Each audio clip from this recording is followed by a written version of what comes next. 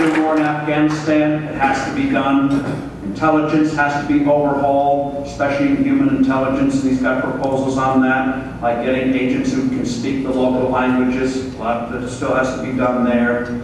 On the economic side, I just think personally Rudy is really terrific.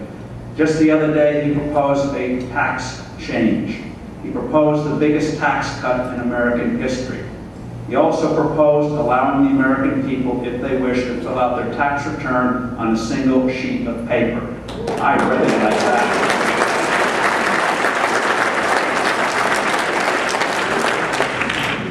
This tax cut is bigger than that proposed by Ronald Reagan.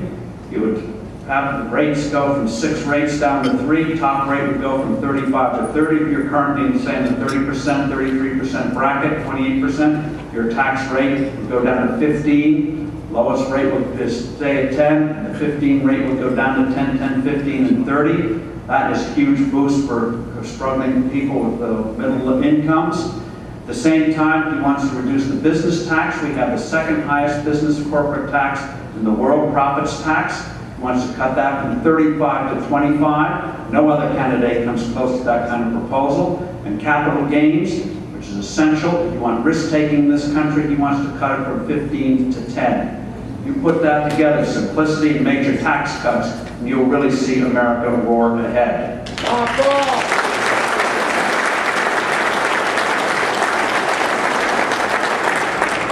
And the death tax, like other candidates, as he puts it, he wants to give the death penalty to the death tax. The American people should be allowed to leave the world unmolested by the IRS.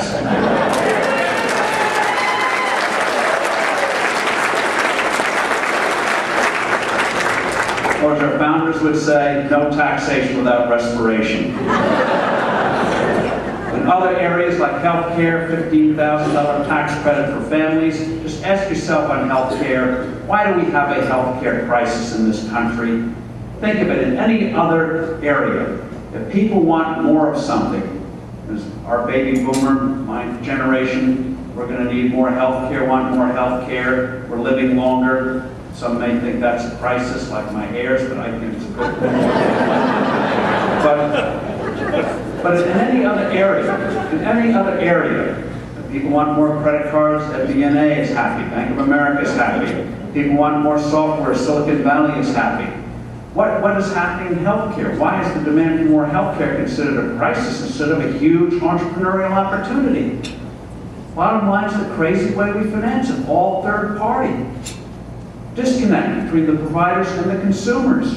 And so it becomes more cost plus, rigid, instead of innovative. You want to see the kind of innovation we get? Just look at LASIK surgery on your eyes. That procedure costs half of what it did 10 years ago. Why? Because you pay for it. So providers have every incentive to make it more affordable. Same thing with plastic surgery. None of you need it, but some big growth industry. It's called pandering. I tried it in politics, didn't work for me. Some habits die hard. But seriously, if you look at the whole area, cosmetic surgery, it hasn't had the kind of inflation the rest of medicine has had.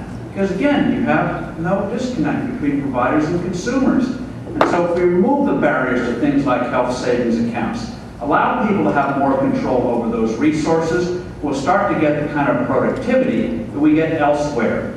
Just look, for example, at high tech. Look at the iPod. Everyone has iPods now. That memory chip costs $25. That same chip, that same kind of power 10 years ago would have cost $400.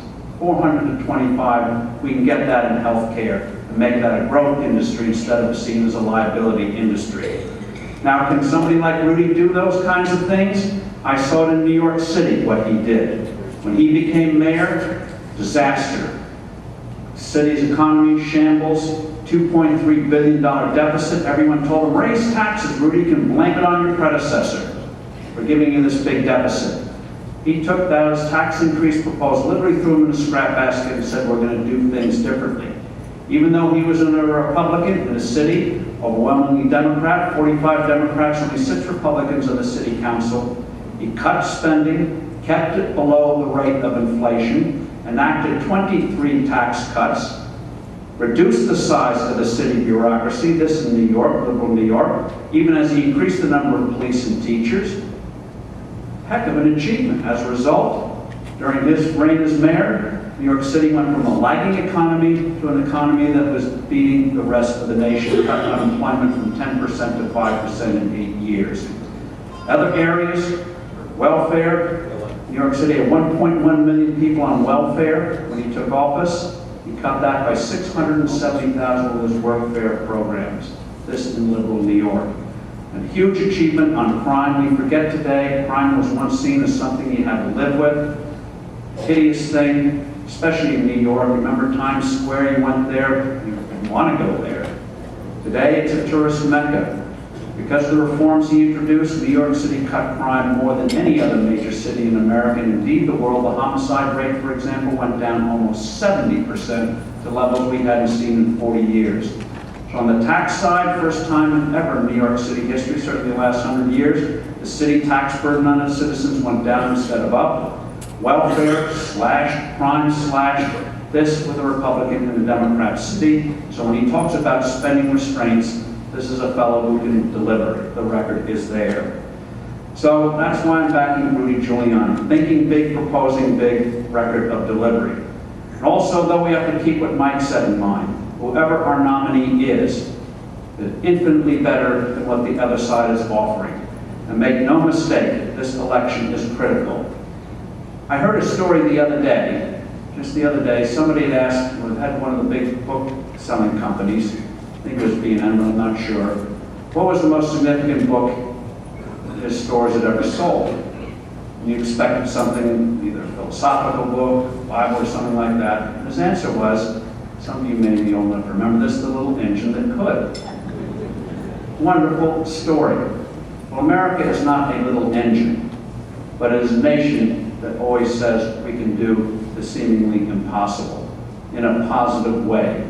Not by going to the past, but by betting on the future. We are the engine that can.